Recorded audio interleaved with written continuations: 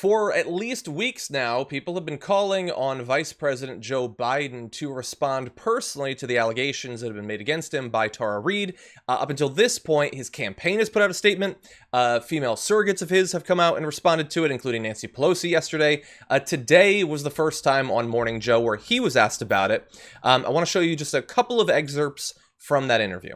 That you have said in the past that if a woman goes under the lights and talks about something like this, we have to consider that the essence of this is real.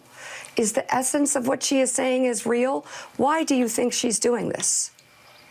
I'm not going to question her motive. I'm not going to get into that at all. I don't know why she's saying this. I don't know why after 27 years, all of a sudden this gets raised. I don't understand it. But I'm not going to go in and question her motive. I'm not going to attack her. She has a right to say whatever she wants to say, but I have a right to say, look at the facts, check it out, find out whether any of what she says is asserted or true. And based on the investigations that have taken place so far, to the best of my knowledge, by two major papers, they interviewed dozens of my staff members, not just senior staff, but staff members, I'm told, at least that's what they said. And yes, nobody, this was not the atmosphere in my office at all. No one has ever said anything like that. So, Brett, that's the first section. We're going to have more. I will say that so Mika basically asks the same question a bunch of times, and I get it. You can't ask him just once, have him say it's not true, none of it's true, and then move on. Like, she kind of just cool. kept... Do you think baseball's coming back? Like, no, yeah, exactly. You can't really move. Well, if she had, it would have been incredibly frustrating. But it also, she didn't ask like a bunch of different questions. She kind of just said the same thing over and over again. And it kind of gave me the vibe, and I understand this is like me trying to like read someone's mind, that she, like as a member of the media, has been criticized for not talking about this previously. And they first talked about that, the criticism, before Biden came on. It seems like sort of like a defense. I'm taking this seriously by saying the same thing over and over again, but not, that can't get to anything new, anything true necessarily. So I found that to be a little bit frustrating, especially if this is going to be the place where the interview happens. I want it to be as good as possible. It's a weird position. It's that privilege that guys have where if, you know, because of the legacy of sexism in workplaces throughout American history, like Mika Brzezinski's put in a very difficult position where she has to speak for all women. And guys don't ever really have to speak for all guys. White guys definitely don't have to speak for all white guys and all guys at all. But that's what happens. I mean, and everybody has to make decisions as to what's appropriate here. I think there's a lot to unpack. I think there is so much plaque built up on the pipe of justice and decency in America that there's so little room to really move around and function and figure out how to be the best person and live up to a good moral code here. Like, it's so messed up. And we point that out about like the principled stands. Everybody said that they were taking in mainstream media when talking about Kavanaugh. And if the reason you were doing that was taking a principled stand, then you need to take the same principled stand here. And you need to do the same ethics math. Just bring out that worksheet and say, what were my orders of operations here?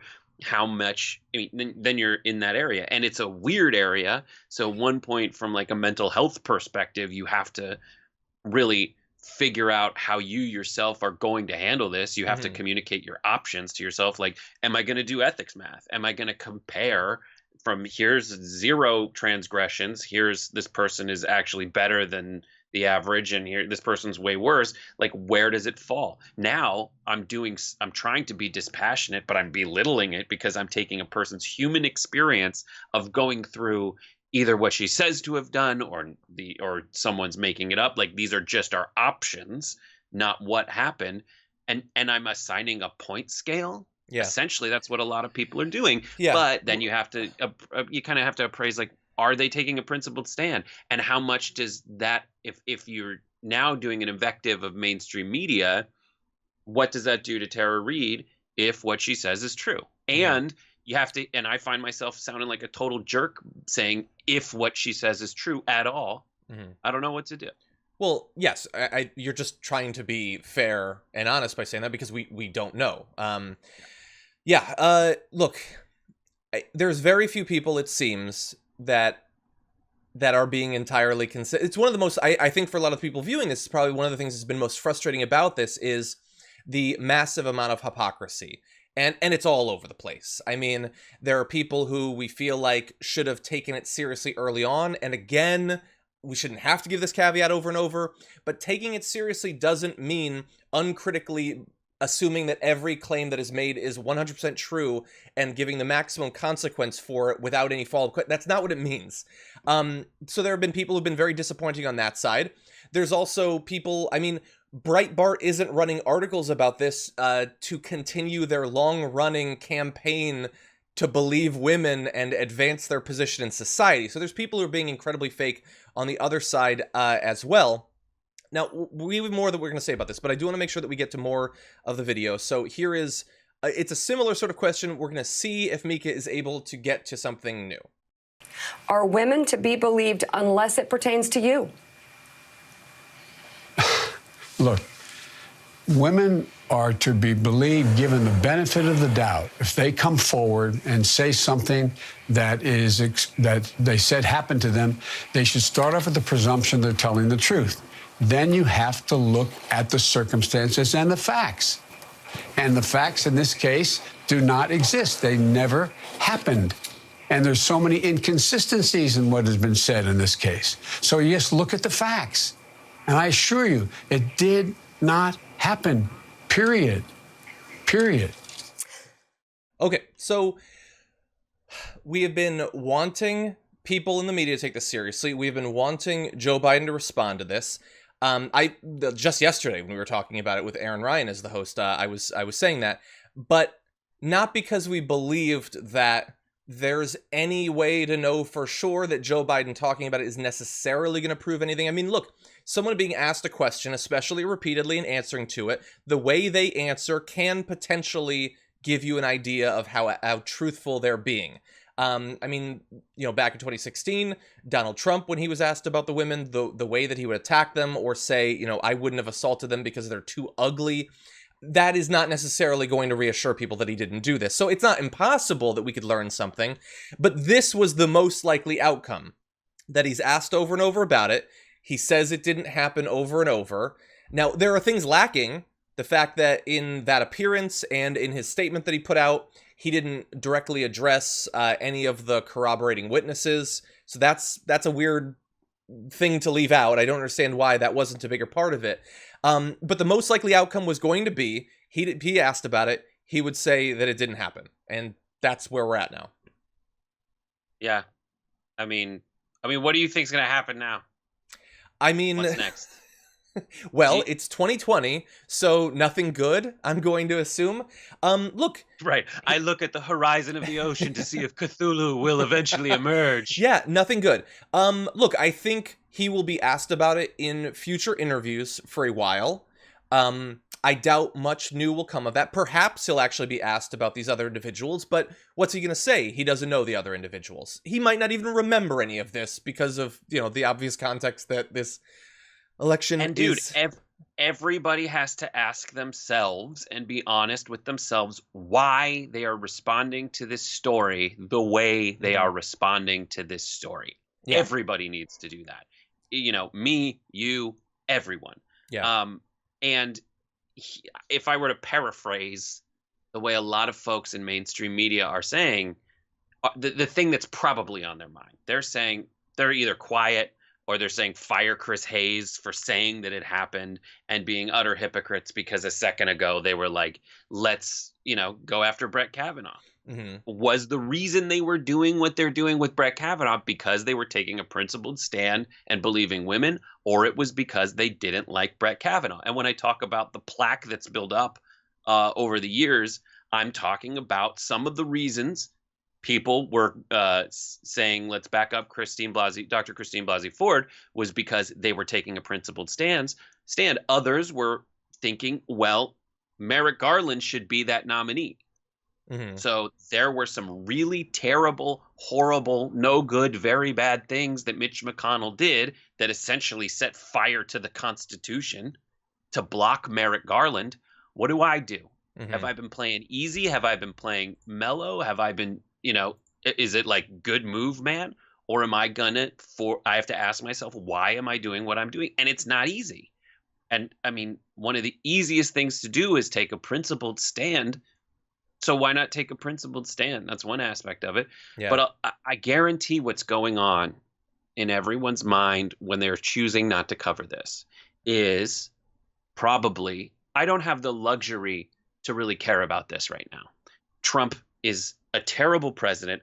I don't have the luxury to be able to really dig into this accusation the way I would in a different time when so much else wasn't on the line. But what they are actually saying is that they have the luxury not to care about this. I think, look, that is a critical view, but I think it's almost too understanding. I think for some of these media figures, it's a little bit more just, it could hurt Biden, let's not talk about it. Like, there's going to be shades of gray. There's going to be a grading or whatever. What it is. But that's what I'm saying. Mm-hmm. Yeah, and look, I think you're being unfair if you don't think they're thinking. I mean, how are they not thinking? I don't have the luxury to care about this. I don't know how conscious it is. Like, there's a version of what you just said that I think is consistent. I mean, even I don't want to speak for these individuals, and there's going to be nuance that's going to be lost in me recounting it, but this week Francesca and Aaron both had versions of actually taking seriously the allegations, hoping that justice will be served, and also believing that women are going to be far more at risk under a Trump presidency, which is what a lot of people who have been consistent about sexual assault are now saying. So everybody's going to have a different sort of take on this. I hope that people will at least strive to be consistent, and a lot of people so far are not doing that.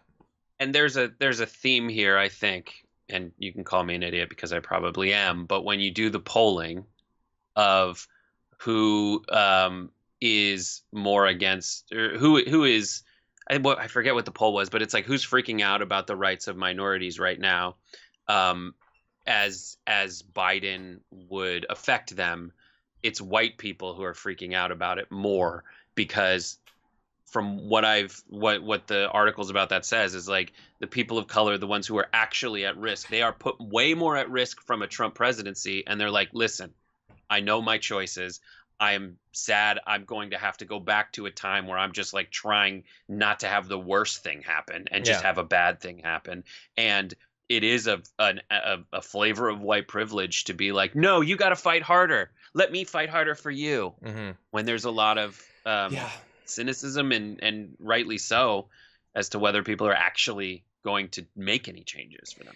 And by the way, I'm not going to call individuals, but I'm seeing with one eye in the chat versions of, you know, why in her police report wasn't she more explicit about this individual thing, or why did she wait so long to confirm it, or why did she tweet in support of Biden? And I get why those things all real. Are so common, but that does not mean that it didn't happen. In her case, or with any allegation of sexual assault, we don't get to say you're not a good enough victim, or you didn't act the way I imagine I would have acted if I was raped. That's not a thing that I'm going to engage in. I would hope that no one engages in that. These are complicated situations. Yeah. And anyway, and probably what's going to happen is nothing. Yeah, probably nothing. What I will say, it's going to be made. I mean, we're not going to have an effect on it in the long run, I don't think. Mm-hmm. Call me someone who's given that. And Trump is going to, as we'll get to later, like selectively position himself to just create a little more inconvenience for Biden without creating comparatively more inconvenience for himself from an electoral standpoint. And I use the word inconvenience because there's privilege baked into that. Yeah. So we're going to turn to his response to it in just a sec. I will say, look, we're going to continue to keep an eye out for developments in the case. I mean, there's some question about what records might be available to corroborate it. He says his personal records at the university wouldn't have anything about it. That seems sort of convenient. He says there's this other place that we could hypothetically find if there was the report, but those people are now saying we don't keep that sort of documentation. So, look, we're going to have to see. So, as there are developments, we will report on them. We will try to be fair and consistent. I care about this story because of the experience that Tara Reade says she went through and the seriousness of the allegations. It is not some sort of convenient political thing that I'm going to, you know, use like Breitbart might be using right now. But I'm going to take it seriously in a way that they won't, even as they use it. Yeah, I'm with you. I Okay, understand. I believe you. I believe you when you say that.